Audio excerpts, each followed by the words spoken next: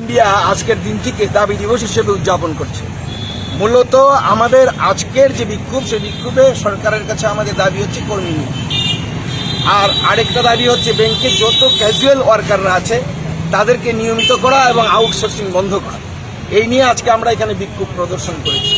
আপনারা জানেন যে কেন্দ্রীয় সরকার ব্যাংক বেসরকারীকরণের জন্য বিভিন্নভাবে প্রচেষ্টা চালাচ্ছে। তারই একটা প্রস্তুতি হিসেবে ব্যাংকে কর্মচারী নিয়োগ প্রায় বন্ধ করে তারা রেখেছে। কিন্তু ব্যাংকের কাজে সুষ্ঠু পরিষেবা প্রদানের স্বার্থে আরো বেশি করে কর্মী নিয়োগ করা দরকার বলে আমরা সংগঠন মনে করি।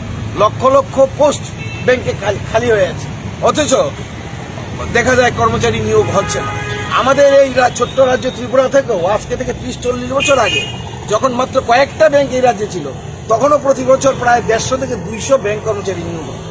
কিন্তু এখন দেখা যায় সারা বছরে 100 ব্যাংক কর্মচারীও নিয়োগ হয় না।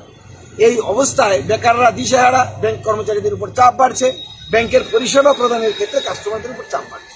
তাই আমরা পথে নেমেছি সরকারের দৃষ্টি আকর্ষণ করা এবং আপনাদের মাধ্যমে জনগণের কাছে এই বার্তা পৌঁছে দেওয়া যে ব্যাংকিং কর্মচারী নিয়োগের স্বার্থে যেন সমস্ত শ্রেণীর জনগণ আমাদের সঙ্গে ঐক্যবদ্ধ হয়। আমার নাম জহর দে, আমি ব্যাংক এমপ্লয়িজ ফেডারেশন ত্রিপুরার সাধারণ সম্পাদক।